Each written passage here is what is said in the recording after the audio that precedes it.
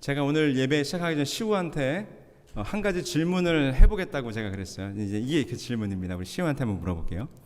여러분, 만약 이 세상에 우리 다 공룡은 이미 사라진 지 오래죠, 역사 속에. 근데 이 세상에 마지막 남은 공룡이 한 마리가 살아있다면 이 공룡은 어디에서 살까? 이 공룡이 물론 사람의 눈에 안 띄는 곳에 살아야 되겠죠? 왜냐하면 사람 눈에 띄면 금방 동물원은 잡아갈 테니까. 자, 시우야, 질문해 볼게요. 만약에 공룡이 한 마리 살아있어요. 마지막 남은 이 공룡은 어디서 살면 가장 안전할까요? 시우가 생각하기에. 시우네 집? 네스호라고 알아요? 우리 시우? 네스? 그 공룡이 나온다는 호수. 거기 가면 안전할까요? 네. 네. 나중에 끝나고 또 얘기해줘요, 시우 생각을.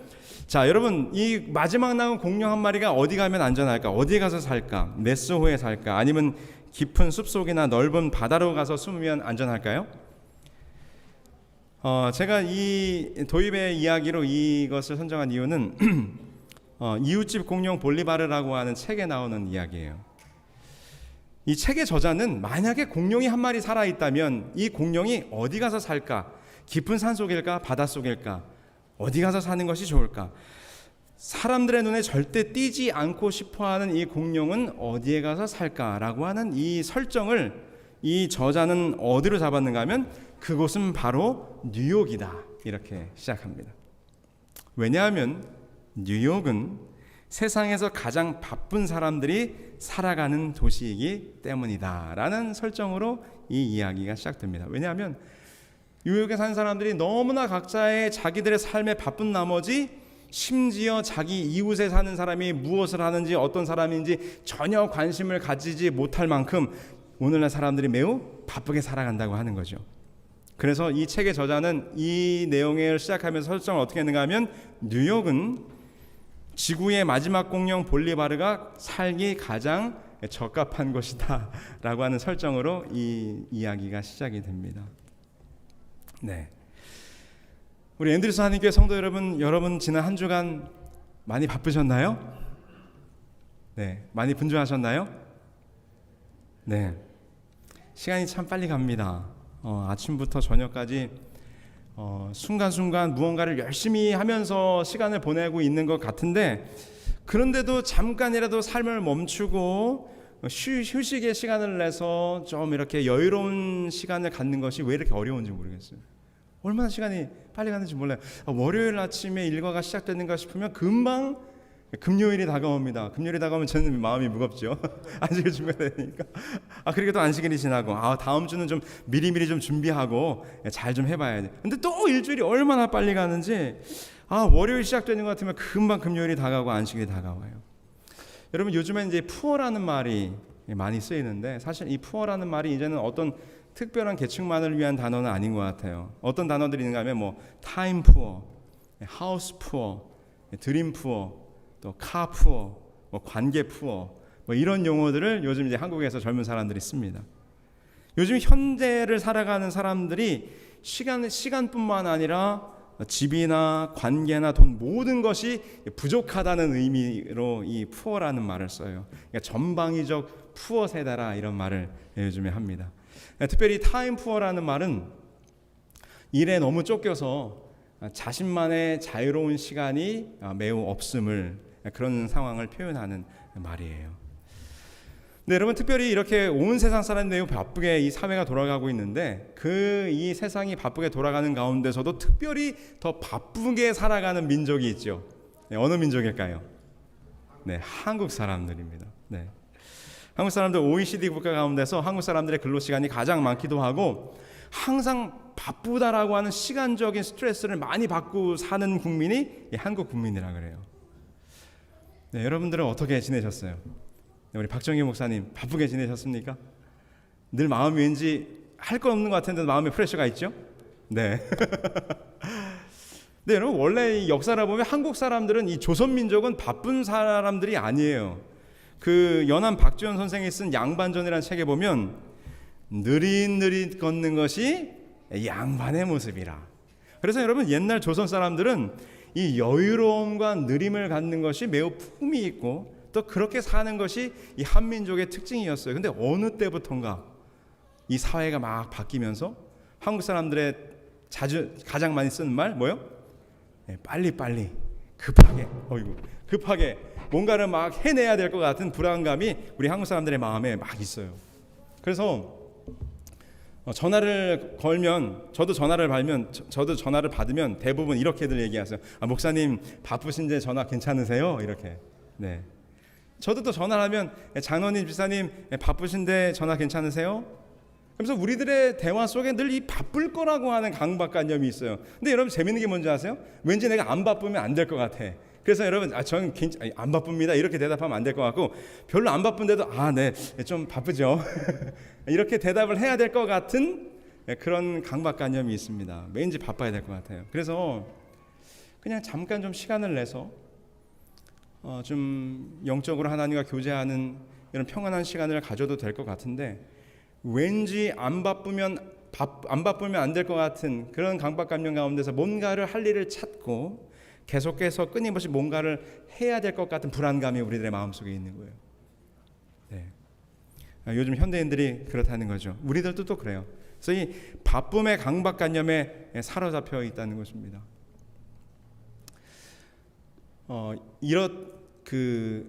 거울나라의 앨리스, 여러분 이상한 나라의 앨리스 아시죠? 그것의 후속작이 거울나라의 앨리스인데, 여기 보면 이런 이야기가 나와요. 여기선 있는 힘껏 달려야 가까스로 같은 장소에 머무를 수 있어. 앞으로 나아가려면 2배는 빨리 달려야 하지라는 표현이 나옵니다. 이제 여기 스토리 가운데 이제 붉은 여왕이라고 하는 여왕이 그 거울 왕국에 대한 이야기를 하면서 이런 얘기를 하는 거예요. 근데 그녀가 사는 거울나라는 제자리에 서 있으면 이상하게 자꾸 뒤로 밀려간다는 것입니다. 그래서 자기의 현 자리를 유지하려면 그 밀려가는 만큼 걸어야 되는 거예요. 근데 그것보다 더 한 걸음 더 앞으로 나아가려면 뒤로 물러가는 것 이상으로 그 한 걸음 더 나아가야 하기 때문에 더 빨리 뛰어야 한다는 것이죠. 더 빨리 뛰고 멈추지 않아야 된다는 것입니다. 아마도 오늘날 많은 사람들이 잠시도 멈추어 서지 않고 끊임없이 바쁘게 살아가는 그런 모습을 이야기한 것이 아닌가 싶어요. 낙오하지 않기 위해 마치 늘 쫓기듯 강박적으로 분주히 살아가는 삶을 우리가 산다고 하는 것입니다. 치열한 경쟁 속에서 더 많은 것을 누리고 더 좋은 것을 소유하기 위해 오늘도 수많은 사람들이 고단하고 피곤한 삶을 살아가고 있다는 것입니다. 네, 여러분 성경에 보면, 성경 출애굽기 5장에 보면 이렇게 끝없는 노동에 시달리며 살아가던 한 민족이 나옵니다. 그 민족은 누굽니까? 바로 애굽의 노예로 살던 히브리 민족이죠. 출애굽기 5장에 보면 애굽에서 종살이하던 유대인들이 얼마나 고된 노동을 했는지에 대해서 다음과 같이 우리가 살펴볼 수 있어요. 출애굽기 5장 4절 7절로 13절입니다. 애굽 왕이 그들에게 이르되 모세와 아론아 너희가 어찌하여 백성의 노역을 쉬게 하려느냐, 가서 너희의 노역이나 하라. 너희는 백성에게 다시는 벽돌에 쓸 집을 전과 같이 주지 말고 그들이 가서 스스로 집을 줍게 하라. 또 그들이 전에 만든 벽돌 수요대로 그들에게 만들게 하고 감하지 말라. 그 사람들의 노동을 무겁게 함으로 수고롭게 하여 그들로 거짓말을 듣지 않게 하라. 감독들이 그들을 독촉하여 이르되 너희는 집이 있을 때와 같이 그 나라의 일을 그날에 마치라. 여기 보면 이제 모세와 아론이 바로를 찾아가서 여호와께 제사 드리러 갈 수 있도록 해달라고 하는 요청을 하게 됩니다. 근데 그 요청을 바로가 거절하면서 오히려 더 격분한 바로는 더 무거운 노역의 짐을 그 백성들에게 지우는 장면이 나와요. 그전에는 벽돌을 만들 수 있는 짚을 주었는데 이제는 짚도 주지 않고 벽돌을 만들라는 것입니다. 그러나 그 하루에 채워야 될 분량은 전과 동일하게 벽돌을 만들라라고 이야기하는 거예요. 여러분, 이 바로의 명령을 보면 이 애굽 사람들의 눈에 히브리 민족이라고 하는 것은 한 인격적인 존재가 아니라 무엇으로 지금 취급받고 있어요? 아주 유용한 노동력이자 물건을 생산해내는 도구로서 지금 취급받고 있는 모습을 보게 됩니다. 애굽 사람들의 눈에 히브리 사람들은 그저 물건을 만들어내는 생산의 도구예요. 그래서 매우 포악한 말로 집도 주지 않고 전에 하루에 채워야 될 벽돌의 수량을 완성하라 라고 지금 명령을 내고 있는 것이죠. 여러분, 지금 애굽의 바로는요, 더 많이 거두어 더 큰 부와 재물을 쌓으려는 그의 세속적 욕심에 이스라엘 민족을, 하나님의 백성인 히브리 민족을 더욱더 가혹하게 일하도록 몰아붙이고 있는 장면을 우리가 이 속에서 보는 것입니다. 여러분, 히브리 민족들의 삶이 얼마나 고되고 힘들었을까요? 히브리 민족들에게 쉼이란 상위 계급에 있는 자들의 특권일 뿐, 그들이 안식일을 잃어버린 지는 아주 오래되었습니다. 그들은 쉼을 경험하지 못하는 끝없이 일해야 되는 운명 가운데서 지금 보내고 있는 거죠. 여러분, 육체의 노동이 얼마나 고된 것인가? 네, 여러분들이 아마 이러저런 경험을 통해서 아마 육체의 노동이 얼마나 힘든 것인가에 대해서 아실 거예요. 참 목사로 살아가는 게 얼마나 감사한 일인지 몰라요, 그죠? 네, 아닌가 봅니다. 제가 어릴 적에 시골에서 자랐는데요. 아마 시골에서 자라신 분들은 아마 이 시골에 농사 짓는 일이 얼마나 힘든 일인가를 아실 거예요. 저희 집은 주로 벼농사하고 고추 농사를 지었습니다. 그래서 농사의 고됨이 얼마나 힘든 것인가에 대해서 어릴 적 경험을 통해서 압니다. 물론 아버지가 저를 사랑하셔서 그렇게 많이 이렇게 농산일을 시키지는 않으셨지만, 그래도 제가 어릴 적부터 자랐기 때문에 농산일이라는 걸 도왔어요. 그래서 일요일 아침에 아버지께서 상규야 논에 가자, 밭에 가자, 이 말이 이제 제일 듣기 싫은 말이었죠. 근데 여러분, 논에 농약 주는 일 해보셨나요? 논에 농약 주는 일? 네, 주신구 목사님 아버님께서 큰 대농이신 걸로 제가 알고 있어서 아마 공감대가 있지 않을까 싶어요. 네, 이 경운기뒤에 농약을 주려면 커다란 이 다라이를 싣고 갑니다. 이렇게 큰, 제가 뭐 사람이 몇 사람이 들어갈 만큼 큰 다라이를 경운기뒤에 싣고 가요. 그럼 먼저 이제 그 통에다가 물을 담죠. 물을 퍼올려서 담은 다음에 거기다 이제 농약병을 꺼내 가지고 이제 그날 뭐 약을 쳐야 되는 뭐 입진무늬 마른병 뭐 그 관련된 농약을 거기다 이제 풉니다. 적당한 양을 이제 희석해서 풀어요. 그럼 이제 이 경운기 모터에다가 분무기를 연결해 가지고 농약을 치기 시작해요. 바로 이게 이제 그대로 이 장면입니다. 그럼 저희 아버지가 어깨에 호수를, 농약 호수를 메고 살포기를 들고 이제 앞서 들어갑니다. 여기 지금 앞에 그림이 있죠? 저분이 저희 아버지 역할을 하는 거예요. 저희 이렇게 어깨에 호수를 메고 살포기를 들고 이제 논에 약을 치러 들어갑니다. 그럼 저의 역할은 무엇일까요? 여기 밖에 서 있는 이 아주머니처럼 저는 바깥에서 저희 아버지가 멀리 논바닥으로 저 깊이 들어가면 그만큼 농약 호수를 풀어서 아버지가 갈 수 있도록 도와야 돼요. 그럼 아버지가 저 논바닥 끝까지 가면 다시 치고 나오시잖아요. 그럼 호수가 거기서 거기서 이제 그러니까 호수가 거기서 엉키면 안 되니까 제가 열심히 이 농약 호수를 잡아당겨서 또 아버지의 템포에 맞춰서 이제 잡아당기는 것입니다. 뭐 얘기 들어보니까 이게 간단하죠? 네. 근데 어떻게 쉬울 것 같습니까? 어려울 것 같습니까? 여러분, 한여름 이 논바닥에서 농약 호수를 끄는 일을 한번 해보셔야 돼요. 이게 얼마나 힘든지 몰라요. 이게 마치 줄다리기 하는 것 같아요. 아무도 줄을 잡아당기는 사람은 없어요. 저희 아버지도 걸어 나오니까. 근데 이상하게 줄이 안 당겨져요. 왜 안 당겨지는지 아십니까? 이 여름에 논바닥이 진흙구렁이잖아요. 이 농약 호수가 그 진흙구렁을 한번 파고 들어가면 이 끈적끈적한 이 찰흙이 진흙이 호수를 쫙 잡고 있는 것입니다. 제가 한 2번 당기면 한 번은 딸려 들어가요. 이상하죠? 누군가 거기 있는 것 같아. 근데요, 한여름에 이 농약 호수와 함께 하루 종일 씨름을 하다 보면 얼마나 허리가 아프고 힘이 드는지 몰라요. 네, 별로 안 힘들 것 같은데 라는 표정이십니다. 주신구 목사님 어떻게? 엄청 힘들죠? 네, 이게 보통 힘든 일이 아닙니다. 근데 여러분, 어쩌다 한번 이렇게 노동하는 것이 고단함이 이렇게 힘든데, 지금 이스라엘 백성들은 이런 중노동을 하루 종일 하는 것입니다.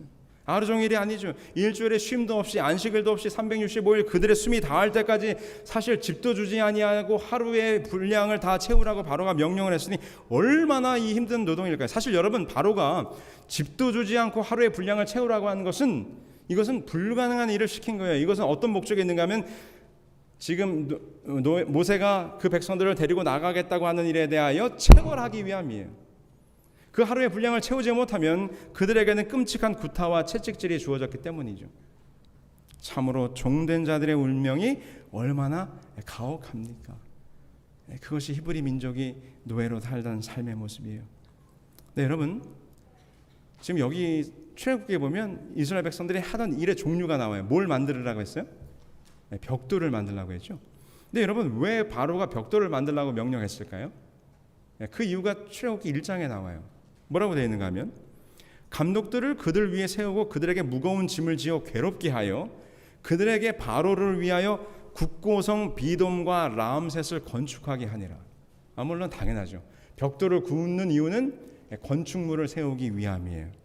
근데 여기 보니까 히브리 사람들이 지금 벽돌을 만들어서 세우는 건축물이 나오는데, 그것이 뭐라고 나오는가 하면 국고성 비돔과 라암셋을 건축하게 한다라고 되어 있습니다. 여러분, 국고성이 뭐예요? 국고성은 곡물을 쌓아두는 성입니다. 다시 말해서 여기 보니까 국고성 비돔과 라암셋을 건축하게 한다는데, 국고성이란 창고를 말하는 거죠. 이 이집트 정부가 각 도로부터 거두어들인 세금이나 곡물이나 군량을 비축해 두는 도시를 국고성이라고 하는 것입니다. 그 국고성 비돔과 라암셋을 건축하게 하는 것입니다. 근데 여러분, 이제 국고라고 하는 말에 이렇게 모아드리는 창고를 의미하는 것이긴 한데, 사실은 이집트에서 이 국고성이라고 하는 또 다른 의미는 어떤 뜻인가 하면, 그것은 바로 우상을 숭배하는 신전을 의미합니다. 왜 그런가 하면, 옛날 고대 사람들은 그들이 모아놓은 재물들을 우상이 보호해 준다라고 생각하기 때문에 그 우상을 모신 신전에 뭘 만들었어요? 국고를 만든 거예요. 재물을 비축해 놓는 성을 같이 만들어 놓는 것입니다. 그러니까 여러분, 지금 이스라엘 백성들은 그들이 벽돌을 찍어서 무엇을 만들고 있는가 하면, 우상들의 창고를 지금 만들기 위해서 그들이 노동에 착취를 당하고 있는 거예요. 무엇을 만들기 위해서요? 우상을 만들기 위해서. 근데 여러분, 하나님께서 십계명에 뭐라고 말씀하셨습니까? 우상을 만들지 말라 그랬어요. 물론 여기서 우상이라고 하는 것은 1차적으로 눈에 보이는 어떤 신들의 형상을 말하는 거죠. 그런데 지금 이스라엘 백성들이 하나님을 위하여서가 아니라 이방의 우상, 이 우상을 모셔두는 이 국고성 신전을 만드는 일에 그들이 투입되고 있는 거예요. 그런데 그 국고성을 세우는 목적이 뭐예요? 더 많은 세금을 거두고 더 많은 재물과 곡식과 군량을 모아서 쌓아두기 위한 국고성을 지금 만들고 있는 것입니다. 그 우상의 건물들을 만드는 일에 이 히브리 민족들이 매우 가혹하게 다루어지고 있는 것이죠. 우상을 세우기 위하여 채찍을 들고 한시도 쉬지 못하게 하고 그들로 벽돌을 찍고 만들어내도록 지금 애굽의 바로가 히브리 민족을 가혹하게 몰아붙이고 있는 것입니다. 여러분, 그러면 오늘날 현대인들은 왜 이렇게 바쁘게 사는 걸까요? 뭘 위해서 그들이 이렇게 바쁘게 사는 걸까요? 왜 이리 바쁘게 일하고 또 일하며 또 일하는 것일까요? 무엇을 얻기 위해서? 물신 숭배라는 말이 있습니다. 페티시즘이라고 하는 말인데, 이 말의 의미는 어떤 물건 또는 어떤 현상이나 대상에 초자연적인 힘이 있다고 믿는 것이에요. 그러니까 이게 사실 이제 원시 종교의 특유한 특징적인 모습이죠.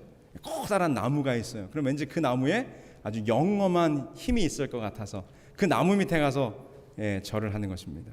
커다란 바위가 있어요. 그러면 그 바위가 뭔가 큰 힘이 있을 것 같아서 그 밑에 가서 절하는 거죠. 이게 페티시즘, 물신 숭배예요. 뭔가 어떤 물건 가운데 힘이 있다라고 믿고 그것을 숭배하는 것입니다. 근데 여러분, 이 십계명에 이럴 때 우상 숭배와 같은 거라고 볼 수 있겠죠. 근데 이 물신 숭배의 사상을 현대의 사회과학적 개념으로 좀 접근한 사람이 있어요. 그 사람이 누군가 하면 칼 막스라는 사람인데, 근데 제가 칼 막스에 대한 이야기를 한다고 해서 공산주의를 찬양하는 이야기를 하려고 하는 건 아닙니다. 근데 이 칼 막스가 이 자본주의 사회를 살아가고 있는 현대인들을 향한 그들의 물신 숭배 사상을 다음과 같이 꼬집은 이야기를 해요. 근데 그것이 참 우리들이 생각해 볼 만한 이야기라고 생각이 듭니다. 여기 보면 이런 말이 있어요. 제가 좀 길지만 읽어볼게요. 자본주의적인 생산 체제 아래서는 사람과 사람과의 관계가 물건과 물건과의 관계로 나타나고 사회관계가 물상화되며 물상적 의존 관계로 변질한다. 조금 말이 어려운 것 같은데, 내용은 이런 것입니다. 계속 볼게요. 본시 인간의 노동에 의해 만들어진 생산물에 지나지 않는 상품, 화폐, 자본 등의 물질이 마치 고유의 힘을 지니고 그들 배후에 있는 것처럼 된다는 거예요. 그러니까 원래는 돈이라고 하는 것도 사람이 만든 거죠. 상품이라고 하는 것도 사람이 만든 거예요. 자본이라고 하는 것도 사람이 굴리는 거죠. 근데 이제 그것이 역전돼 가지고 상품이 힘이 있는 것처럼, 자본이 힘이 있는 것처럼, 재물이 힘이 있는 것처럼 된다는 거예요. 그래서 사람들이 오히려 상품, 화폐, 자본 등 인간의 노동의 생산물을 신앙 또는 숭배하는 대상으로 여긴다는 것입니다. 그리고 거기에 무릎을 꿇게 된다는 거죠. 이것을 물신 숭배라고. 그러면서 이것이 자본주의 사회에 일어나는 일상적 종교가 되었다라고 그분이 그의 책에서 지적했어요. 그래서 여기서 그가 사용하는 용어가 있는데 바로 상품 숭배라는 것입니다. commodity fetishism. 사람들이 상품을 숭배해요. 그러니까 과거의 사람들은 우상을 만들어 놓고 그 우상을 세우는 일이 그들이 노동력을 들이고 우상을 만들었다면 오늘날 현대의 사람들은 무엇을 얻기 위해서? 상품을 얻기 위해서. 그래서 상품이 숭배화됐다는 것입니다. 그들의 상품을 더 소유하려고 하는 욕망이 그들로 하여금 그 상품을 더 많이 소유하기 위해서 뭘 해야 돼요? 열심히 일할 수밖에 없는 구조로 이 사회가 바뀌었다고 하는 것이죠. 그래서 오늘날 현대는 상품의 우상을 만들어내는 그런 사회가 됐다고 하는 것입니다. 그래서 더 우상을 보기 좋게 만들어요. 더 좋게 만들어요. 근데 자기들이 만들어 놓은 물건인데 그 더 좋은 물건을 또 뭐 해야 돼요? 소유해야 되니까 끊임없이 사람들이 뭐 하는 것입니까? 일해야 하는 것입니다. 더 많은 돈을 벌어야 하는 것이죠. 더 좋은 것, 더 멋진 것을 소유하기 위해서 발버둥치며 경쟁하는 사회 속에서 지금 우리가 살아가고 있다고 하는 이야기를 지금 하고 있는 것입니다. 물건에 대한 욕심.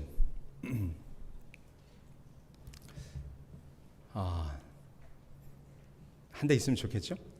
네. 미시간 캠프 미팅 제가 다녀왔습니다. 제가 작년에도 갔다 와서 제가 가보니까 다 캠퍼들을 끌고 오는데 저만 텐트를 쳤다라 이런 얘기 제가 한 적이 있죠. 근데 보니까 이제 올해도 이제 한국 목사님들이 모였어요. 근데 모여 앉아가지고 꼭 하는 얘기가 있어요. 이 목사 내년에는 이 목사 꼭 캠퍼를 사오게. 아유. 근데 제가 보니까 저는 이제 올해 2년 차잖아요. 미시간 앞에 2년 차. 근데 미시간 앞에 오래 계셨던 분들이 하여튼 캠프 미팅 모이면 하는 얘기가 이건가 봐요. 내년에는 내가 캠퍼를 사리라. 근데 그 다음 해가 돼도 아무도 사오진 않아요. 근데 이제 뭐 대부분 어떻게 지내는가 하면 그 미시간 앞에 캠프장에 캐빈도 있고 이렇게 근락교회 그 룸을 빌릴 수도 있는데 그것을 목회자들한테는 안 줘요. 왜냐하면 참여하는 성도들이 편안하게 있어야 되니까. 그러니까 목회자들한테는 캠프 사이트를 주든지 아니면 바깥에서 지낼 수 있는 곳을 얻어야 합니다. 그럼 대부분 이제 우리 한국 목사님들이 저처럼 텐트를 치든지 아니면 거기서 한 10분 거리에 있는 감리교회 캠프 사이트가 있거든요. 거기 가면 캐빈이 있어요. 거기에 얻어서 이제 왔다 갔다 하든지 합니다. 근데 오히려 작년이 낫어요. 작년은 거의 일주일 동안 비가 왔거든요. 근데 비가 오니까 날씨가 덥질 않잖아요. 그래서 오히려 텐트 생활하기가 편하더라고요. 근데 이번에는 얼마나 더운지 매일 95도가 넘어가는 온도인데 문제는 뭔가 하면 밤에도 이게 온도가 떨어지지 않는 거예요. 한낮에 뜨거웠던 텐트가 저녁에 되면 좀 시원해져야 되는데 새벽 1시, 2시가 돼도 기온을 보면 85도, 87도 이렇게 되는 거예요. 그러니까 막 잠도 못 자게 해서 너무너무 더운 거예요. 그래서 사실은 제가 이제 이번 캠프 미팅 되기 전에 내가 한번 트레일러 하나 사야 되겠다 생각하고 제가 저 미샤와카에 있는 어디 캠퍼 파는 곳에 제가 사실 갔어요. 방문을 해가지고 딱 이제 딜러샵에 도착하니까 한 세일즈맨이 저를 맞이하더라고요. 그래서 이제 테이블에 앉아가지고 제가 내가 좀 여기서 좀 저렴한 게 어떤 게 있냐 이렇게 질문했더니 오히려 그쪽에서 먼저 나에게 질문하는 거예요. 뭘 질문하는가 하면 네가 가지고 있는 차 종류가 뭔데? 이렇게 묻는 거예요. 그래서 내가 기아 소렌토를 가지고 있는데 그랬더니 이분이 그럼 그 소렌토가 6기통이냐고 물어요. 아니 4기통이야. 딱 컴퓨터를 쳐보더니 야 내가 가지고 있는 건데 네가 끌 수 있는 건 아무도 한 대도 없을 것 같은데. 그래서 제 소렌토의 그 토잉 카패시티가 2,000파운드밖에 안 된다는 거예요. 근데 자기가 가지고 있는 물건 가운데서는 2,000파운드 밑으로 되는 게 없는 거야.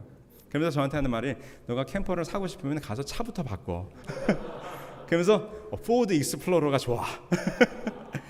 그래가지고 제가 사실은 한번 사볼까 하고 갔다가 차부터 바꿔야 된다는 얘기를 듣고 아주 실망하고 제가 돌아왔습니다. 아이 무슨 캠퍼냐. 이번에도 텐트로 버틴다. 근데 이번에 갔는데 작년에 캐나다에서 목회하다 이번에 미시간 앞에 온 필립 리라고 하는 한국 분이신데 이제 영어권에서 사역한 분이에요. 이 필립 리 목사님이 오자마자 캠퍼를 샀다는 거예요. 12,000불 주고. 그래서 이제 중간에 아주 뜨거운 날이었는데 그 사모님이 목사님 너무 더우시죠? 네, 저희 그 캠프에 와서 점심을 좀 드세요. 그래서 그날이 이제 95도 넘어간 아주 뜨거운 날이었는데 이제 문을 열고 이제 그 목사님 캠프 사이트로 가니까 딱 이렇게 캠퍼가 하나 서 있는 거예요, 트레일러가. 그래서 문을 열고 탁 들어가니까요. 와, 들어가는 순간 에어컨 바람이 쫙 밀려 나오는데 여러분 완전 이제 쪄 죽는 그 텐트에서 어디 갈 곳 없는 불쌍한 영혼이 마치 천국에 들어온 것처럼 얼마나 시원하지. 와, 제가 좀 전까지만 해도 내가 무슨 캠퍼야, 트레일러 뭐라서 이렇게 생각하다가 거길 들어가는 순간 내가 반드시 내년에는 내가 RV를 내가 사가지고 가리라. 근데 돌아온 다음에 생각해 보니까 뭐부터 바꿔야 돼요? 자동차부터 바꿔야 돼요. 와, 다시금 한계에 부딪히는 것입니다. 차도 사고 캠퍼도 사려면 내 능력 바뀌구나. 네, 하여튼 그림으로 만족합니다. 근데 여러분, 근데 요즘 현대인들이 살아가는 삶이 이렇다는 거예요. 더 좋은 차, 더 좋은 집, 물론 우리 재림 성도들은 안 그렇지만 우리 많은 여성들이 더 좋은 명품 가방, 최신에 나온 스마트폰, 그런 것들을 가지고 있지 않으면 나만 뒤처지고 부족하고 없어 보이는 것 같아서 이 현대인들이 그것을 더 얻기 위해 노력하며 사는 것입니다. 여러분, 재밌는 건요, 이렇게 상품을 추구하는 경제적 수단을 가지려면 어떻게 해야 됩니까? 더 많이 돈을 벌어야 되죠. 그러려면 더 많은 교육 수준을 가져야 돼요. 그래서 출세를 위한 공부에 학생들은 지치고 부모님들은 등골이 빠지는 것입니다. 요즘 사회가 그렇다는 거예요. 여러분, 공부만 잘한다고 되나요? 든든한 인맥이 있어야죠. 근데 그것도 없으면 자신의 능력을 증명하기 위해서 남보다 몇 배의 노력을 해야 되는 것이 요즘의 사회를 살아가는 우리 젊은이들의 삶이라는 것입니다. 여러분, 젊은 사람들 얼마나 힘든지 몰라요, 그죠? 네, 얼마나 힘든지 몰라요. 그렇게 자녀들을 교육시키려면 또 누가 고생할까요? 우리들의 아버지들과 우리 어머니들이 고생하는 것입니다. 여러분, 나만, 내 아이들만, 우리 가족만 뒤처질까 불안하여 이 삶의 경쟁에서 지쳐가고 있는 삶을 오늘날 현대인들이 살아가고 있다는 것입니다. 여러분, 이스라엘 백성들에게 쉼이 없었습니다. 안식이 없었어요. 끊임없는 착취를 위한 생산을 요구하는 애굽 바로의 요구 때문에, 애굽의 우상을 세우는 일에 그들이 착취되어서 그들이 쉼없는 노동을 제공해야 했어요. 우상을 만들기 위해서. 근데 오늘날 현대인들에게도 쉼이 없습니다. 안식이 없습니다. 상품을 생산해내야 되기 때문에, 일해야 되기 때문에 쉼이 없고, 자기가 만든 상품을, 더 좋은 상품을 얻기 위해서 또 돈을 벌어야 되니까 쉼이 없어요. 그것이 오늘날 현대의 우상을 살아가는, 상품 숭배에 빠져 살아가는 우리들의 모습이죠. 이런 우리들을 향해서 예수님께서, 하나님께서 이렇게 말씀합니다. 입이 있어도 말하지 못하며, 눈이 있어도 보지 못하며, 귀가 있어도 듣지 못하며, 코가 있어도 냄새 맡지 못하며, 손이 있어도 만지지 못하며, 발이 있어도 걷지 못하며, 목구멍이 있어도 작은 소리조차 내지 못하느니라. 우상들을 만드는 자들과 그것을 의지하는 자들이 다 그와 같으리로다. 근데 세상의 사람들이 그런 상품의 우상을 더 얻기 위해서 지금 발버둥치며 살아간다는 것입니다. 그들의 우상을 위해서. 여러분, 그래서 이렇게 우상을 세우기 위하여 끝없는 노동에 시달리고 있는 이스라엘 백성들을 하나님이 그냥 놔두실 수 없으셔서 그들을 구원하기로 결심하십니다. 모세를 통해서 그들을 건져내셨죠. 그리고는 이스라엘 백성들에게 십계명을 통하여 너희들이 그동안 너희들이 섬겨왔던 우상과는 내가 다르다고 하는 것을 십계명을 통해서 보여주십니다. 뭐라고 이렇게 합니까? 이렇게 말씀하시죠. 하나님이 이 모든 말씀으로 말씀하여 이르시되 나는 너를 애굽 땅 종되었던 집에서 인도하여 낸 내 하나님 여호와니라. 너는 나 외에는 다른 신들을 내게 두지 말라. 그러면서 하나님이 어떤 분이신가에 대하여 십계명을 통해서 이스라엘 백성들에게 알려주는 거예요. 이스라엘 백성들이 평생 섬겨왔던 애굽의 우상신들은 그 우상을 섬기기 위하여 끝없는 노동에 시달려야 되는 게 이 애굽의 신들이었어요. 벽돌을 생산해내야 되는 관계. 근데 하나님이 다르게 말하는 거예요. 나는 그들의 신과 같지 않다. 나는 너희와 함께, 네가 벽돌을 만들어야 내가 너희를 복주는 신이 아니라 너와 나 사이에는 관계의 언약을 맺으시는 하나님이라고 오늘 우리들에게 선포하는 것입니다. 그러면서 두 번째 계명을 말씀해 주시는 거죠. 너희가 다시는 뭘 만들 필요가 없어? 우상을 만들 필요가 없어. 너희들 평생 동안 우상 만드는 벽돌 만들며 살아왔지. 이제는 그거 만들 필요 없어.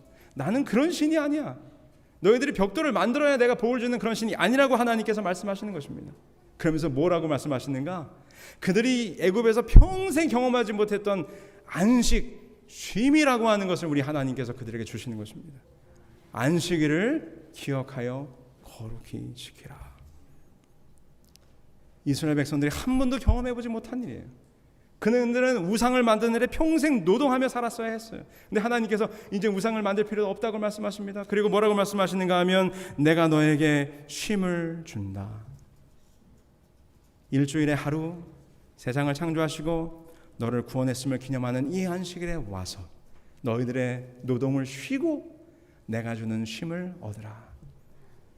이것을 예수님께서 이렇게 말씀하셨죠. 수고하고 무거운 짐진 자들아 다 내게로 오라.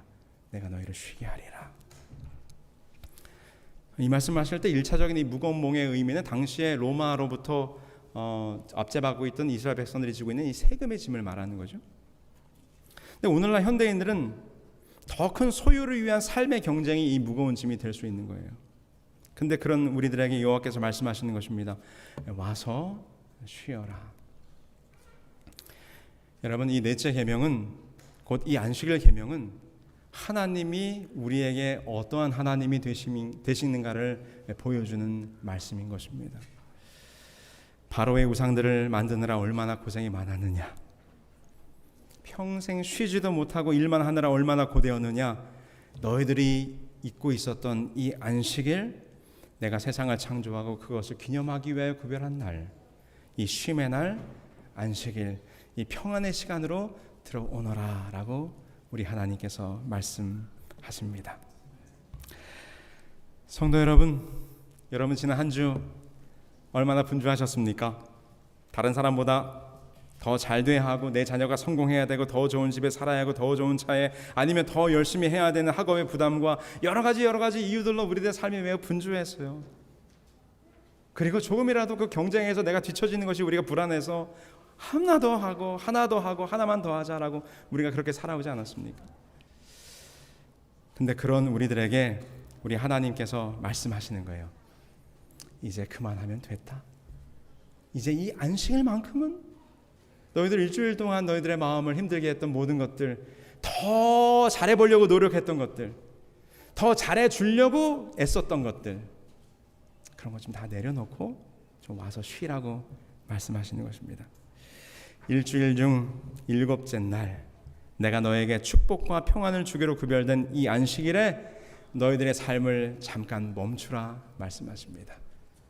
여러분, 여러분들의 힘들고 어려웠던 마음의 짐들이 있으신가요? 더 잘해보려고 노력했던 그런 지친 마음들이 있으셨나요? 여러분, 그 모든 것들을 이 안식일만큼은 내려놓으시게 되길 바랍니다. 이 안식일만큼은 오로지 우리들의 모든 것을 하나님께 맡기는 마음으로, 우리가 이 불안한 삶의 경쟁에서 지칠 때 이 안식일을 기억하여 하나님께서 주시는 이 안식의 참 평안을 마음껏 누리시는 오늘 저와 여러분들이 되길 바라면서 오늘 말씀을 마치겠습니다.